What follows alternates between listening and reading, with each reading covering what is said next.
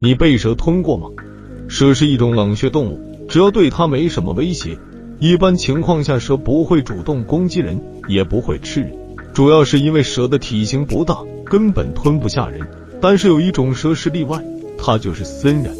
森蚺是世界上体型最大的人，主要栖息在南美洲的热带雨林，一般长度在5米左右，最长可达10米以上，重达225公斤以上。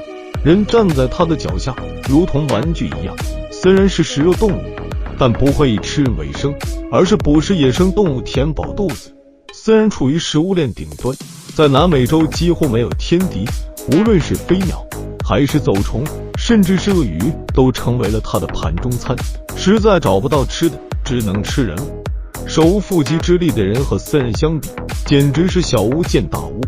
森蚺身体比一个成年人还要粗，它的嘴巴非常大，上下可以张到180度，有一扇门那么大，吞下一个人绰绰有余。如果一个人被森蚺吞下，会是什么感受？关于蛇吞人的记录屈指可数，目前记录的有网人猛吃人。虽然不知道被蛇吞下是什么感受，但是可以知道的是，一旦被蟒蛇盯上，那就BBQ了。有位科学家为了感受被森蚺吞下，亲自送了蛇口。这位科学家就是保罗·罗索里，是美国的一位科学家。为了防止被森蚺伤害，科学家打算全副武装，穿上特制的防护服，全身用钢材包裹，带上呼吸机、摄像头和通讯设备，意外时可以及时呼救。这样真的安全吗？管他3728，科学家直接在热带雨林里寻找实验对象，在一棵大树下发现了一条绿森蚺。这条森蚺体型非常大，长达6米，身材比肌肉男还要粗壮。他在看到科学家吓了一跳，结果科学家不断惹怒他，森蚺实在气不过，爬到科学家身上，用蛇身缠住科学家的身体，然后一口吞下他的脑袋。科学家在被森蚺吞下的瞬间，脑袋嗡地一下，感觉头要被榨干了，骨头也快断开了，眼前一片漆黑，心率一下跳到180以上。科学家赶紧拨打求救电话，同伴立马赶来营救，才把他从蛇口中拖了出来。虽然科学家没有伤亡，但是回想起来仍心有余悸，在嘴里听到了森蚺的喘息声，如同地狱发出的声音。幸好出了一身护甲，不然真能被物理伤害的体无完肤。科学家能活下来，森蚺也有一半功劳。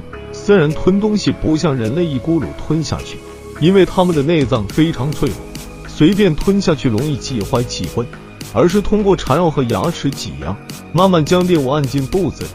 森蚺虽然无毒，但是却可以致人死亡。它的必杀技就是绞杀，通过缠绕猎物身体，利用全身的肌肉施压，把猎物骨骼压断，器官压迫，直到窒息而亡。森蚺吞下猎物靠的是牙齿，它的牙齿很多，上下颚各有4排，吃东西就像碾压机一样不断挤压，把猎物压变形，从而能够吞下去体型大的猎物。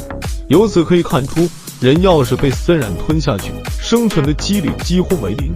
如果人碰到森蚺，装死能获救吗？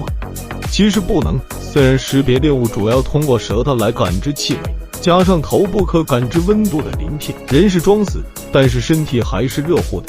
森蚺能够判断出猎物在装死，所以在野外遇到森蚺，36计走为上计。